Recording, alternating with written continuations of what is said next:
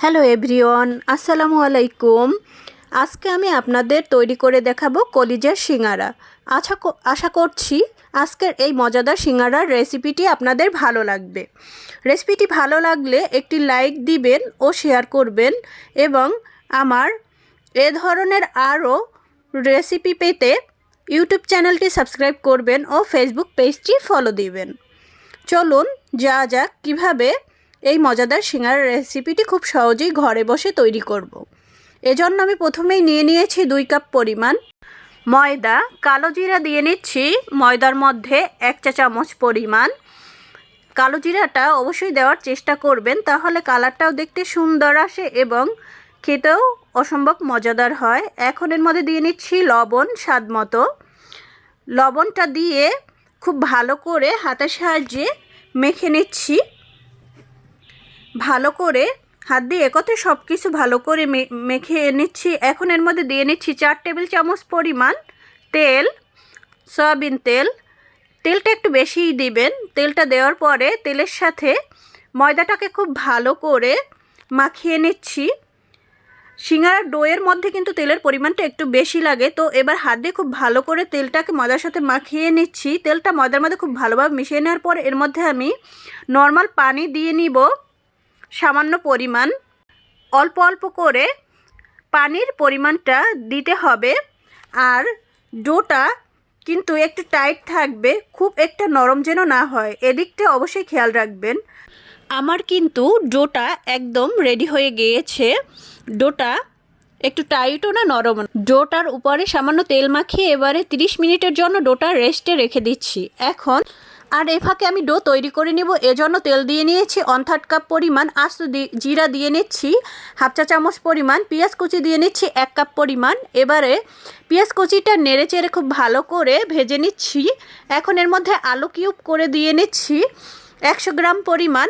এবারে নেড়ে চেড়ে খুব ভালো করে মিশিয়ে নিচ্ছি। লবণ দিয়ে নিচ্ছি স্বাদ মতো। হলুদ গুঁড়ো দিয়ে নিচ্ছি 1/2 চা চামচ পরিমাণ। হলুদ গুঁড়োটা দিয়ে নেড়ে চেড়ে খুব ভালো করে মিশিয়ে নিচ্ছি। এখন এর মধ্যে গরম মশলা গুঁড়ো দিয়ে নিচ্ছি 1/2 চা চামচ পরিমাণ ও কাঁচামরিচ কুচি দিয়ে নিচ্ছি 2 টেবিল চামচ পরিমাণ। মটরশুঁটি দিয়ে নিচ্ছি 1/3 কাপ পরিমাণ। এবারে ধনিয়া পাতা কুচি দিয়ে নিচ্ছি 2 টেবিল চামচ পরিমাণ।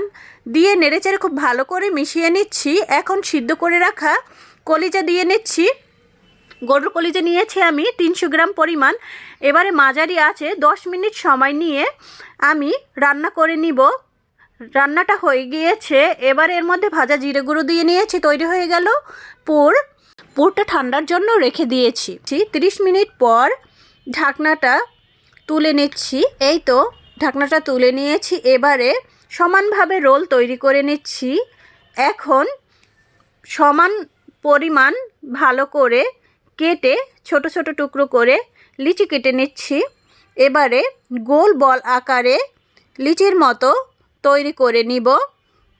এভাবে সবগুলো আমি তৈরি করে নিয়েছি লিচির মতো করে। এবারে এগুলো আমি বেলে নিব। এই তো বেলে নিচ্ছি। এখন মাঝখান থেকে সমান 2 ভাগে ভাগ করে নিচ্ছি। এবারে 2 ভাগ করার পরে একটা মাথায় সামান্য পানি লাগিয়ে নিচ্ছি আমি আঙুলের সাহায্যে। এবারে হাতের সাহায্যে এটাকে প্রথমেই একটি কোণের শেপ দিয়ে নিচ্ছি। এখন আমি এর মধ্যে পুরটা দিয়ে দিলাম কোণের মতো তৈরি। এভাবে আলতো প্রেস করে পুরটা দিয়ে নিচ্ছি। এখন চারপাশে সামান্য পানি দিয়ে এবারে একটা সাইড থেকে টেনে এনে আরেকটা সাইডে এভাবে মিশিয়ে দিতে হবে। এভাবে অপর পাশও এনে মাঝখানে লাগিয়ে দিতে হবে, তাহলেই সিঙ্গারার শেপ তৈরি হয়ে যাবে। আপনাদের বোঝানোর জন্য আমি আরও একটি সিঙ্গারা এভাবে বানিয়ে নিচ্ছি। আসলে আমি সিঙ্গারার ভাজটা কিভাবে করছি আপনারা অবশ্যই বুঝতে পারছেন। এই তো তৈরি হয়ে গেল সিঙ্গারা। এভাবে সবগুলো সিঙ্গারা আমি তৈরি করে নিয়েছি। এখন এগুলো ভাজার জন্য একটি কড়াইতে তেল দিয়ে নিয়েছি। তেলটা গরম হলে এর মধ্যে আগে থেকে বানিয়ে রাখা সিঙ্গারাগুলো ভাজার জন্য একে একে দিয়ে নিচ্ছি। এভাবে আমি সিঙ্গারাগুলো দিয়ে কম আঁচে ভেজে নিব গোল্ডেন কালার না হওয়ার আগ পর্যন্ত। এবারে এক পাশ হয়ে গিয়েছে। এখন উল্টিয়ে অপর পাশ খুব ভালো করে সোনালি রং না হওয়া পর্যন্ত তেলের মধ্যে ভেজে নিচ্ছি।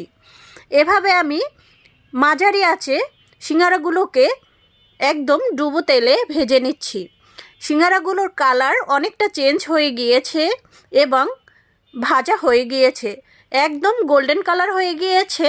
এই তো তৈরি হয়ে গেল মজাদার সিঙ্গারা। এবারে সিঙ্গারাগুলো আমি তেল ঝারিয়ে তেল থেকে অন্য একটি পাত্রে তুলে নিচ্ছি। তৈরি হয়ে গেল দারুণ স্বাদের মজাদার কলিজার সিঙ্গারা। এই রেসিপিটি ফলো করে আপনারা খুব সহজেই বাসায় তৈরি করে নিতে পারবেন। আর আমার রেসিপিটি যদি ভালো লেগে থাকে তাহলে অবশ্যই আমার সাথে থাকবেন। আর রেসিপিটি কেমন লেগেছে অবশ্যই কমেন্ট করে জানাতে ভুলবেন না। আল্লাহ হাফেজ।